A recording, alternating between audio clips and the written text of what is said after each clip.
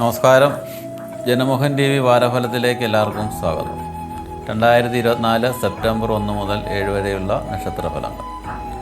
അശ്വതി, ഭരണി, കാർത്തികയുടെ ആദ്യത്തെ 1-ാം പാദം ചെന്നിട്ടുള്ള മേടക്കൂർ. ചെറിയ കടബാധ്യതകൾ വന്നുചേർന്നേക്കാം. കുടുംബപരമായ ചില അഭിപ്രായ വ്യത്യാസങ്ങൾ ഉണ്ടാകാനായിട്ടുള്ള സാധ്യതയുണ്ട്. സന്താനങ്ങൾക്ക് ശ്രേയസ് ഉണ്ടാകും. പുതിയ ജോലി ആഗ്രഹിക്കുന്നവർക്ക് അതിനുള്ള സമയമാണ്. ഇടവക്കൂർ കാർത്തികയുടെ അവസാനത്തെ 3 പാദങ്ങളും രോഹിണിയും മകയിരത്തിൻ്റെ പകുതിയും ചേർന്നിട്ടുള്ളത്. പലതരത്തിലുള്ള അസ്വസ്ഥതകൾ അനുഭവപ്പെടാം. പലപ്പോഴും മാനസികമായി കരുത്ത് കുറയുന്ന അവസ്ഥ ഉണ്ടാകാം.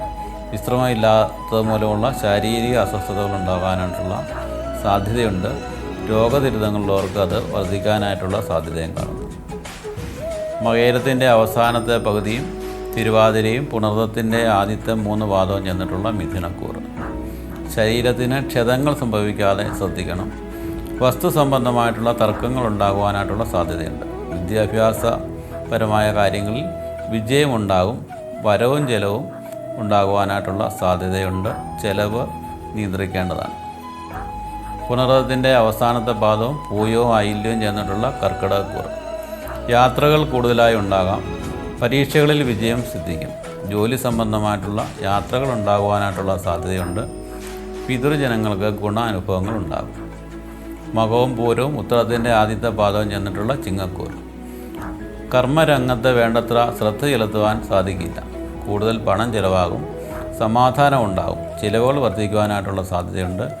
വിദേശ യാത്ര ആഗ്രഹിക്കുന്നവർക്ക് അതിനുള്ള അവസരം വന്നു ചേരുകയും ചെയ്യും.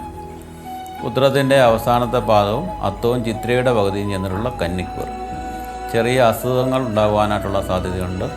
സ്വന്തം അഭിപ്രായത്തിൽ ഉറച്ചു നിൽക്കും. വിവാഹ പങ്കാളിയുടെ പിന്തുണ എപ്പോഴും ലഭിക്കുക.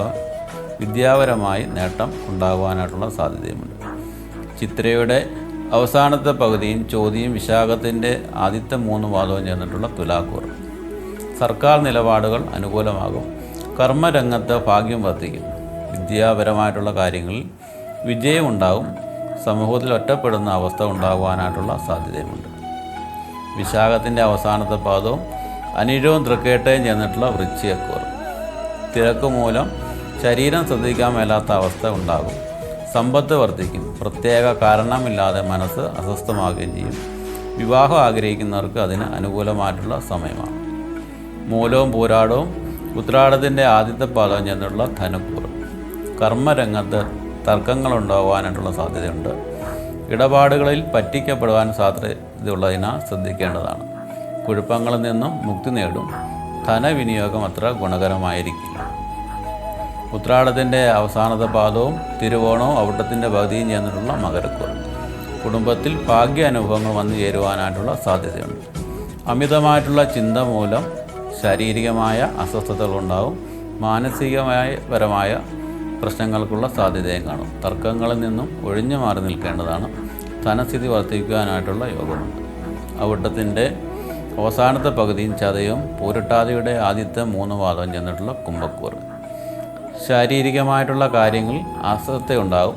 ഉദ്ദേശ കാര്യം സാധിക്കുവാനായിട്ടുള്ള സാധ്യതയുണ്ട്. കുടുംബത്തിൽ നിന്നും മാറി നിൽക്കേണ്ട അവസ്ഥ ഉണ്ടാകും. ചുമതലകൾ വർദ്ധിക്കും.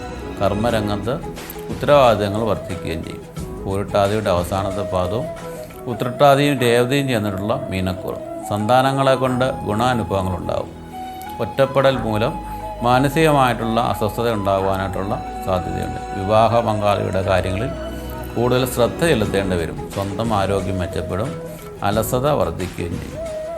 ഓരോ മതവിശ്വാസികളും അവരുടെ വിശ്വാസമനുസരിച്ചുള്ള പ്രാർത്ഥനകളും വഴിപാടുകളും നടത്തിയാൽ ഉണ്ടാകുന്ന ദുരിതങ്ങളെ ഒരു പരിധിവരെ കുറയ്ക്കുവാനായിട്ട് സാധിക്കും. എല്ലാവർക്കും നല്ല ആഴ്ച ഉണ്ടാകട്ടെ എന്ന് ആശംസിക്കുന്നു.